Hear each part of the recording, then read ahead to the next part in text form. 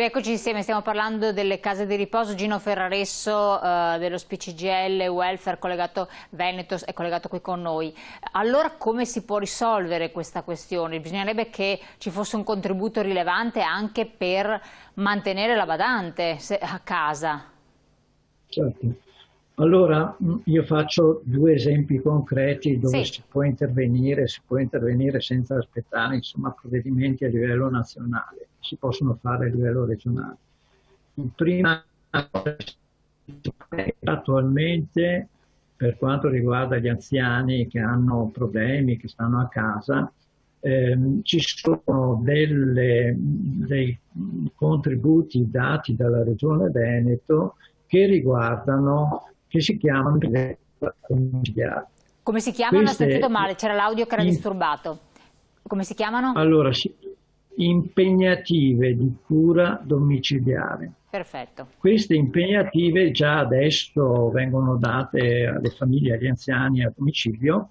La maggior parte di questi contributi sono contributi di 200 euro al mese. Noi pensiamo che questo contributo di 200 euro al mese si possa innalzare in maniera adeguata, però collegandolo al fatto che si dimostri che si ha un assistente garante al proprio servizio, quindi con il contratto regolare, cosa che già esisteva nella Regione Veneto, si dava un contributo per questa fattispecie e si chiamava invece assegno di cura. Ecco, la interrompo un attimo perché non sentiamo molto bene, c'è l'audio un po' disturbato. Eccola, forse magari adesso si sente meglio. Volevo chiedere questo, anche fossero 200 euro, a parte che magari messa in regola una badante non ti costa 200 euro ma 1200, ma no. Quindi sono irrilevanti come cifra. A fronte di che cosa? Di un ISEE di un certo tipo? Perché anche io immagino un pensionato che anche gli andasse fosse contento, felice e si porta a casa 1500 euro al mese, ipotizziamo, e anche fosse proprietario di una casa, 1200 euro per la badante, gli resta pochino per bolletta del luce, gas, se vuole avere un po' di riscaldamento e torno a dire mangiare un pezzetto di carne una volta a settimana, eccetera. Non ci siamo? Allora già adesso le impegnative di cura domiciliare sono collegate all'ISEE. Qui è un problema. Sono già collegate, ma è un ISEE abbastanza alto per cui insomma ci rientrano molte famiglie, molti anziani per quello. L'importante sarebbe appunto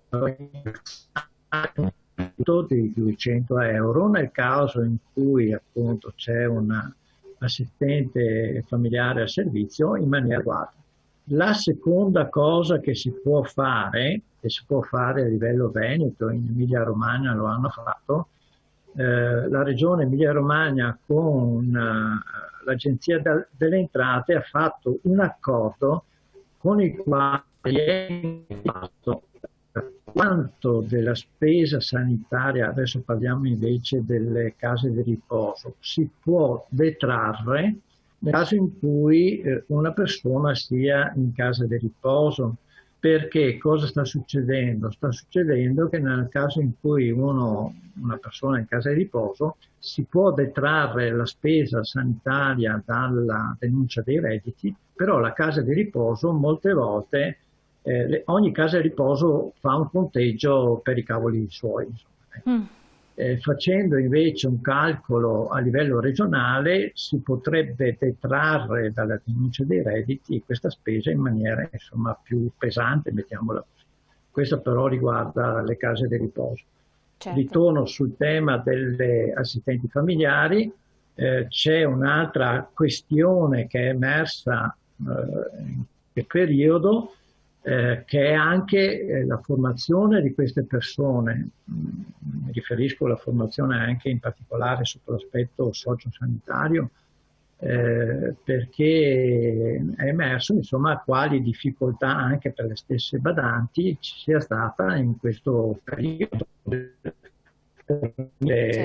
adeguate cure sociosanitarie alla persona con cui conviveva. Ecco. Cioè bisogna che a questo punto, visto che comunque la paghi, la metti in regola e tutto, almeno che sia una persona capace, formata e adatta a supportare un certo tipo di carico sociale, ma anche un minimo sanitario, insomma, che sia adeguata al ruolo. Un secondo solo, la interrompo perché... Se mi permetti, Elena, la Regione Veneto un anno fa ha fatto una legge regionale dove, come tante cose che fa la Regione Veneto, anche buone, però che rimangono sulla carta, dove prevedeva tra le altre cose sia questa cosa del sostegno economico alle famiglie nel caso di assistenti familiari regolarizzati, sia l'avvio della formazione e sia un'altra cosa che però nessuna delle tre è partita, di un albo regionale delle assistenti familiari, questo anche per aiutare l'incontro domanda-offerta, insomma,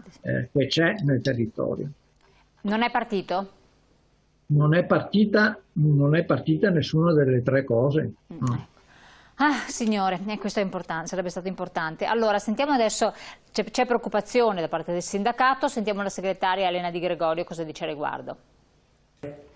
Quindi noi siamo preoccupati perché la Regione non parla di riforme e se non interviene adesso noi ci troveremo in autunno con il rischio che il dramma, no, e le tante morti che sono succedute in questi mesi si possa ripetere. Quindi noi chiediamo un'assunzione di responsabilità alla Regione, abbiamo chiesto l'attivazione di un tavolo che si è riunito una volta sola e poi la Regione ha disatteso i propri impegni, quindi noi vogliamo che si confronti con i rappresentanti dei pensionati, delle persone anziane e anche con i rappresentanti del mondo del lavoro, perché sappiamo che c'è all'interno delle case di riposo, ci sono forti discriminazioni, c'è lavoro sottopagato, c'è una carenza di personale e il lavoro correttamente retribuito costituisce una qualità anche del servizio che viene erogato agli anziani.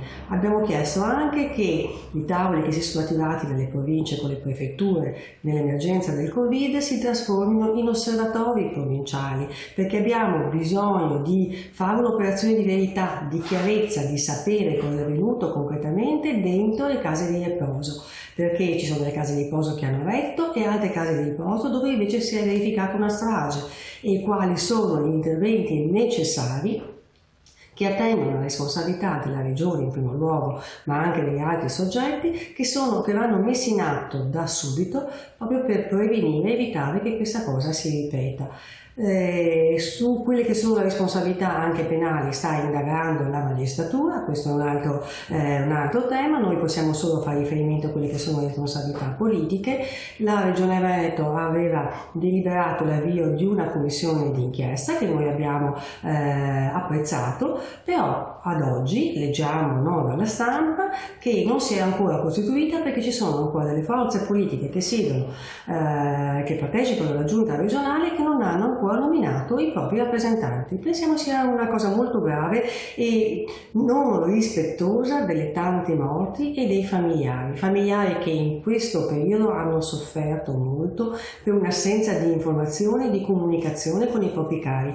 C'è stata un'impossibilità di contattarli comprensibilmente perché andavano messi in sicurezza loro e anche i familiari, ma noi avevamo chiesto che venissero adottati altri strumenti di comunicazione e non sempre questo era avvenuto. Noi abbiamo avuto familiari che ci contattavano perché erano preoccupati, perché passavano giorni senza informazioni sulla salute dei loro cari, non sapevano se erano contagiati, non sapevano dove erano, cosa stava avvenendo. Un dramma fortissimo per loro e un dramma per gli anziani che si sono sentiti abbandonati e lo sappiamo che di solitudine si può anche morire.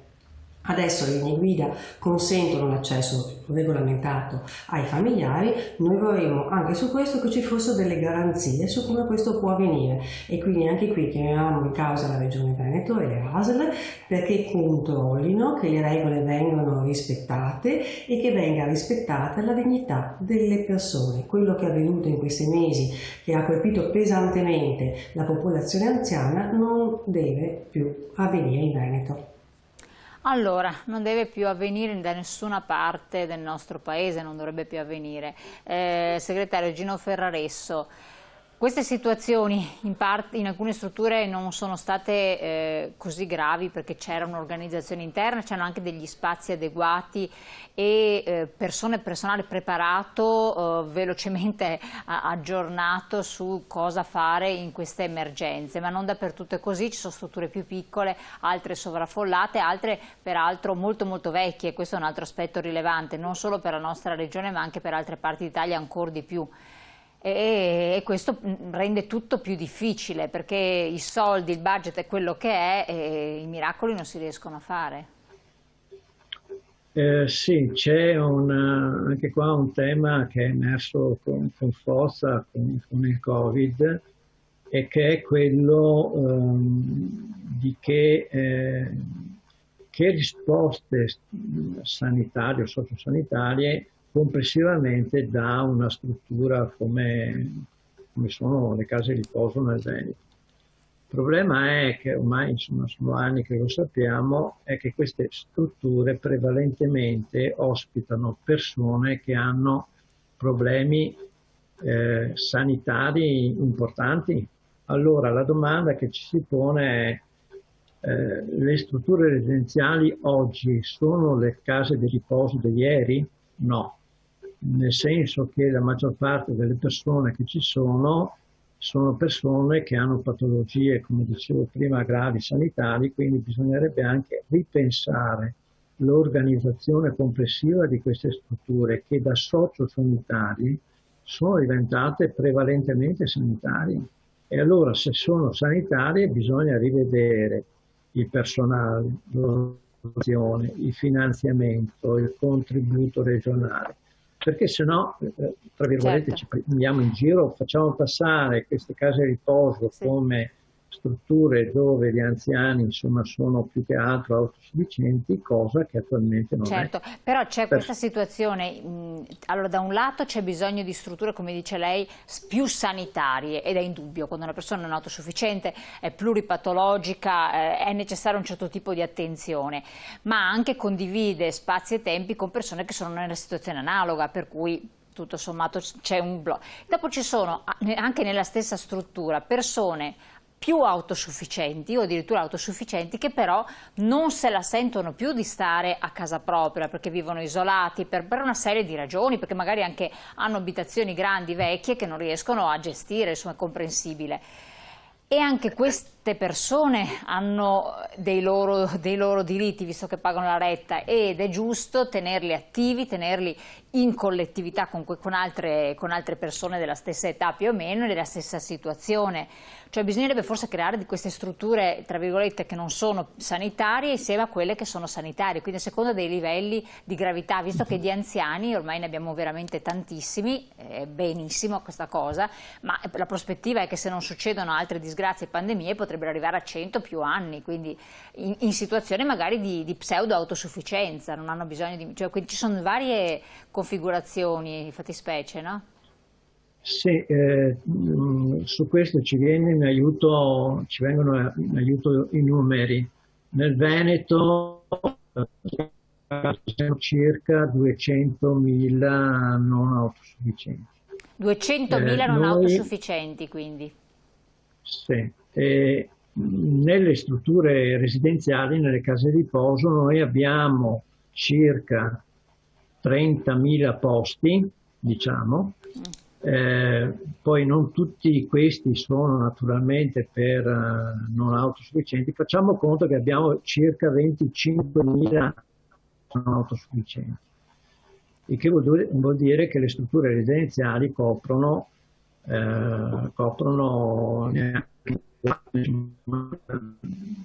assolutamente. Della platea.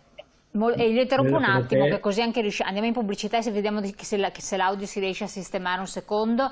Allora, 25.000 posti a disposizione, non vuoti, perché se fossero vuoti tutti si precipitano, chi ne ha bisogno. A fronte di 200.000 persone non autosufficienti, questa è la questione, vediamo come si può risolvere, intanto andiamo in pubblicità.